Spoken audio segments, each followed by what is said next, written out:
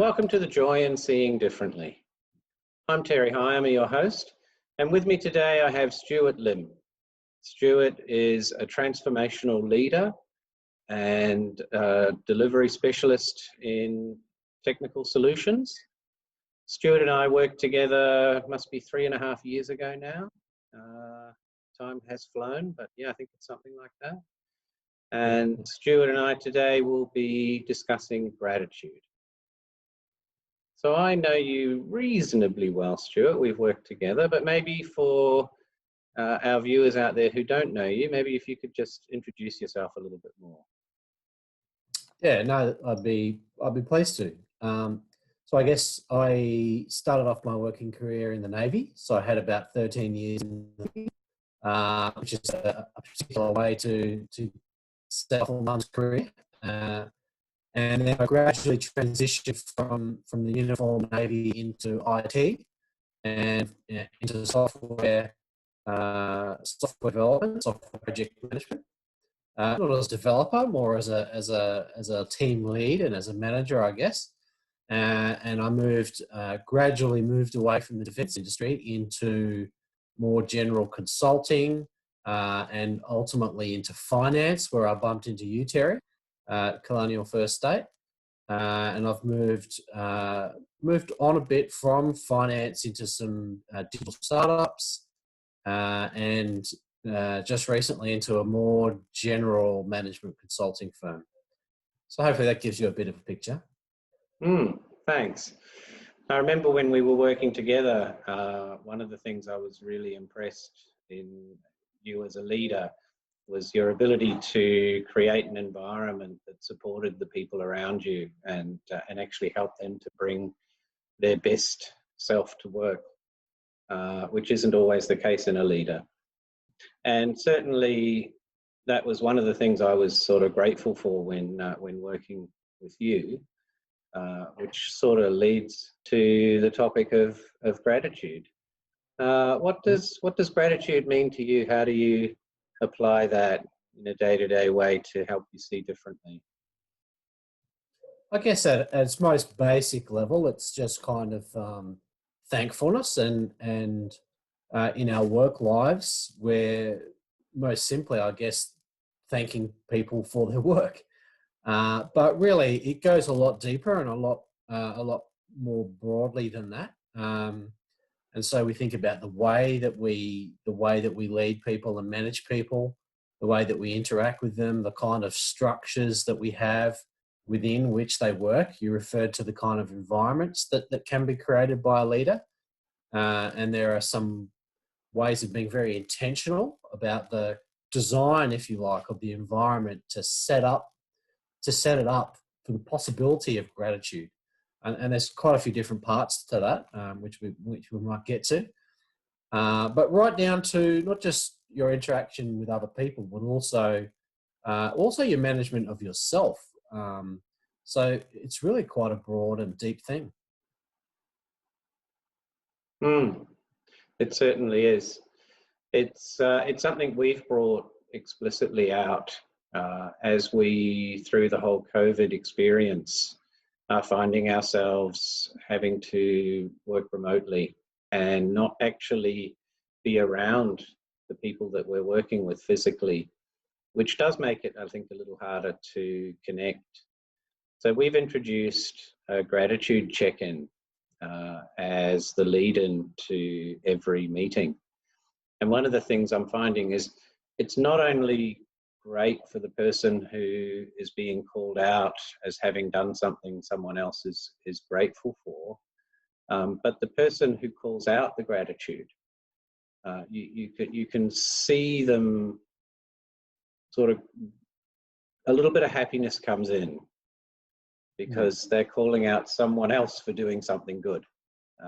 And when that sort of becomes part of your culture as a team, and we're looking for opportunities to be grateful to each other, it makes a big difference to the culture of the team and the happiness, especially when we've got these difficulties connecting with each other.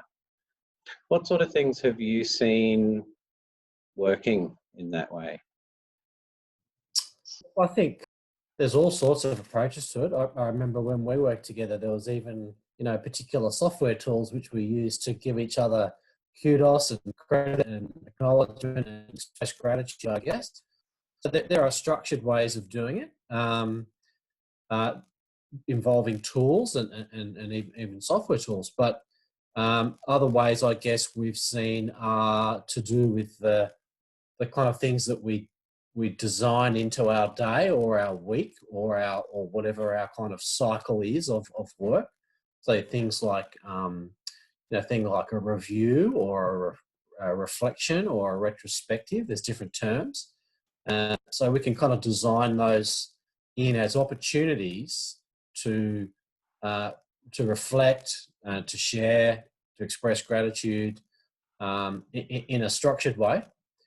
But also the unstructured is also really important, and probably that's where the unstructured displays of gratitude probably reflect the culture more honestly. Like if there's an expectation which we're going to share gratitude at the end of every 2 weeks, then we'll do that, and that's important. But if we can actually have it happening in a spontaneous way, then we know we've got a better indication, a better measure that there's a positive culture. So does that answer your question? No, I think that does, and I think that resonates with me as well. It's those kind of spontaneous, uncalled for moments of gratitude that are a little bit more significant than maybe the scheduled one. Right, everyone, let's all be grateful. I still think it's a good idea, but I think you raise a really good point. Yeah. What about maybe outside of work, just in life? Sure, really, really important. Like I think, I guess there's that blurry line between work and your completely private personal life, which I guess is that social side of work. That's also important. I think one of the really important things as a leader is to appreciate and to be grateful, not just for the work that your people do, but for them as people themselves. And so that requires careful use of time and an investment of your time as a leader to get to know them. And the kind of work social functions is one opportunity there to get to know them, when they're not actually hands-on on the tools. But sometimes they can be a bit limited as well. Like it's a bit harder around a bar or in a noisy social environment to get to know people to any great depth. So there's perhaps a need to invest a bit of time, even in a structured way, to, depending on what your style is, to make time to get to know those key people, so that you can really appreciate who they are and to be grateful for what they, not for what they're doing, but for who they are, what they're bringing to work, despite sometimes some really difficult circumstances. And the whole, the current circumstances now with COVID-19, people still turning up and being the kind of people that we want them to be. So there's that kind of work social side, but also I think you ask about personally and privately. Gratitude has a huge impact on the human brain, and there are a lot of studies. I'm not a psychologist, but there are a lot of studies showing the profound and enduring effect of a regular practice of gratitude has actually on the chemistry of the brain.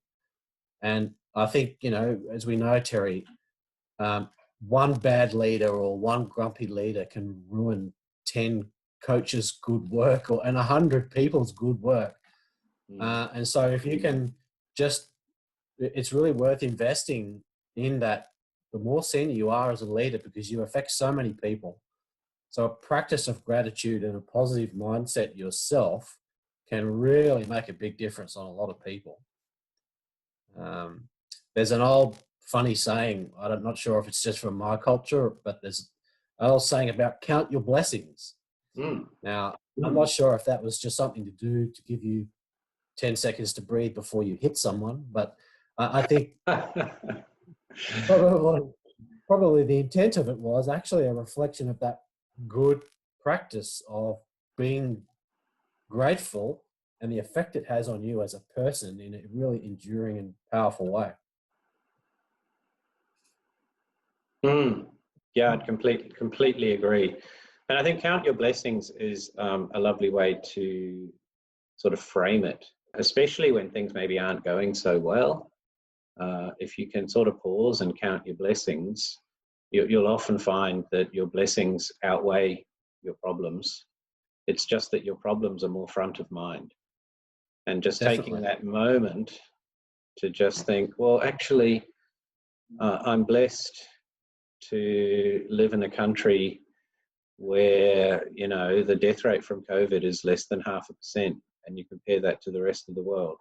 I'm blessed to work in a space where I actually can work from home. You know, even though my work, I don't know what it's like for you, but my workload's gone up so much that I sometimes wonder if I'm working from home or sleeping at work.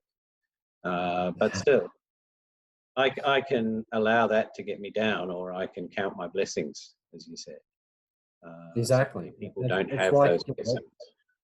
if we think about all of the, you know, the perturbations and the ups and downs in the fortunes of our work, you know, in our line of business, it's likely that we've never dropped beneath the world's most privileged people. So really, it's actually counting your blessings doesn't take long before you realize that some perspective is important, and really we have so much to be grateful for, and not just what we're grateful for, but, you know, the people in our teams.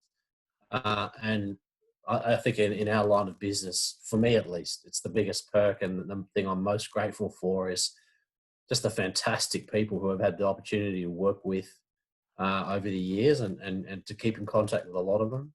There's a lot to be grateful for. Definitely.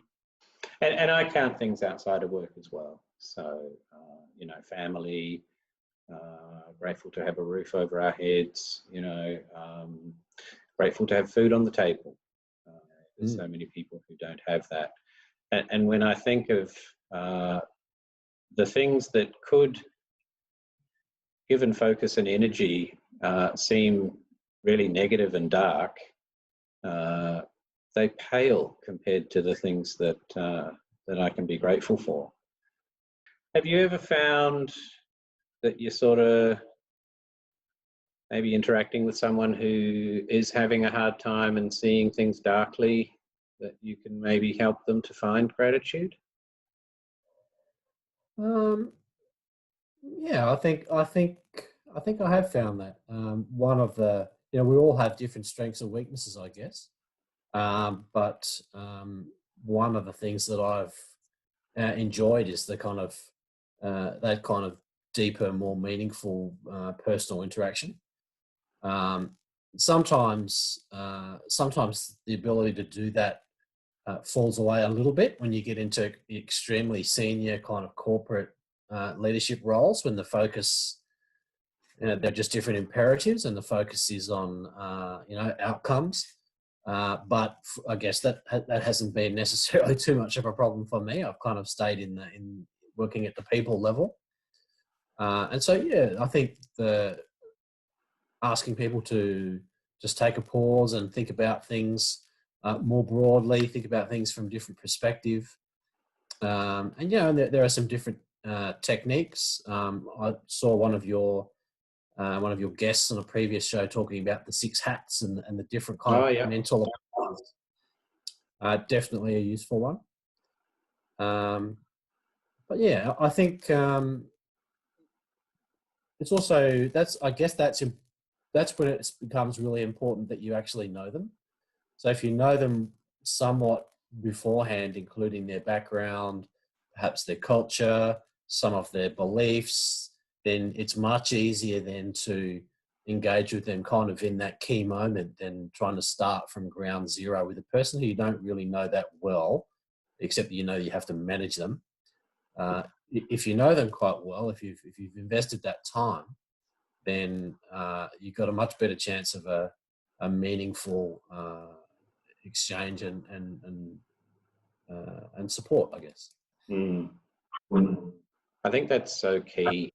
that's come up a couple of times now is the actual connecting with people. It's so much easier to be able to help them through a difficulty if you're genuinely connected. And if you're grateful for them and just their sheer existence as a person who is sharing this life journey with you, and however closely they're sharing it, you know, it might not necessarily be a wife or husband or partner, but even the people you interact with at work are sharing your journey. We all have 1 hour per hour, and every hour is precious. So we are spending time with them and sharing that journey. And if we can be genuinely... Can I share one thing there, Terry, about just in terms of, like, it's quite difficult for a leader to find the time to invest in, you know, in all these people. You know, you may have a team of tens or even hundreds of people working. I guess one suggestion and one hint that I would have is that it's important to put aside, if you're going to make the effort to spend time with people, it's probably more important to spend, I don't want to use that trite term, quality time, but it's more important to spend a good chunk of time because a 30-minute catch up, no matter how often and how regularly you do it, a lot of that time is kind of consumed just in getting in the room and polite chit chat and finishing off, and you end up with 5 minutes in the middle to do not a lot.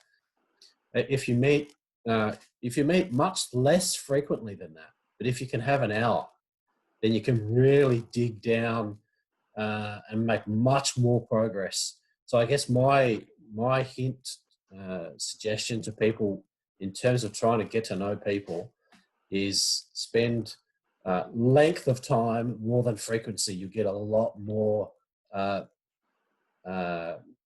mileage, I guess, out of your time, and really get to know people a lot better, even with a bigger team. Completely agree. And I think not just the quality time, but maybe having a little bit of gratitude for the people that are part of that team, even if maybe there's 100 of them and you can't get to know them personally too quickly and easily, might mean you're less likely to let 30 of them go because you need to make a cost budget, you know, some kind of cost cutting exercise.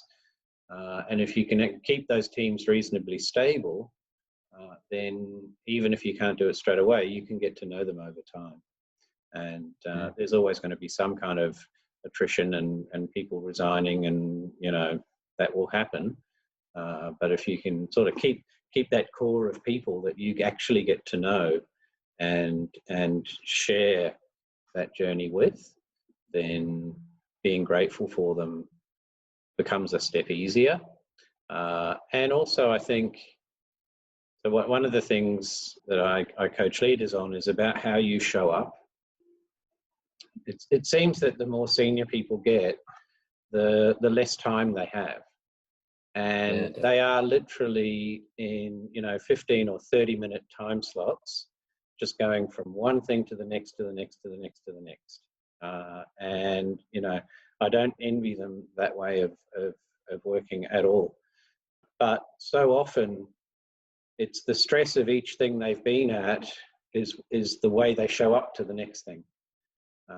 Whereas actually just pausing and reflecting and trying to frame your own headspace around some gratitude for the people that you're going to interact with next, especially if you've already interacted with them and you know maybe a little bit about them, then that will actually change the way that you show up, and that will change the outcomes that you get as well.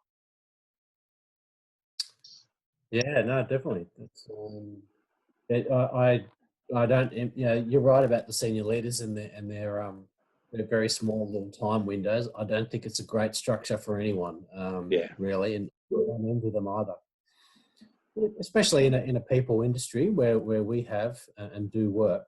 I think it's that investment in them, which it just takes time, but it's time which pays back in a really kind of non-linear, a very significant way. You know, a bit of time spent with people pays back manyfold. Um, and the interactions between them and the team, and you end up with a very non-linear situation where good is leading to a lot more good. Yeah, yeah. And people who know you care about them will care about what they're doing with you and for you as well. Yes, So it starts with caring and connecting, as you said. I think it's, you know, I mentioned at the start the idea of intentional design, even of the environment, and it comes down to, you know, all the things that you're so familiar with as a coach, like the kind of cadence and the kind of ceremonies and the kind of things which we do, but even down to designing some of the higher level things, some of the way we do our product development or our project management, or the things we intentionally trying to design those for more time to think, less churn between things, more regular interaction, more stability. It really is kind of like architecture on a human level, trying to set things up in a way that it's just a healthy place to be. And you know, if that pays off, then gratitude is much easier to find. Yes, that's very true. And I know from when we worked together in the past as well, we may not have had the full capacity to architect the space how we wanted, but definitely I saw in your leadership that care for the people and that genuinely connecting with them. So I think that brings a couple of really nice key points that can help people see differently so they find joy. We've talked about gratitude. We've talked about genuinely connecting with people, and we've talked about architecting your environment to better support people and help them.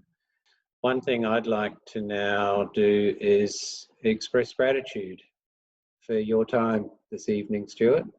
Thank you so much for giving up of your time, your energy, and yourself to contribute to this, and hopefully help people see differently so they can find joy. All right. Thank you very much, Terry.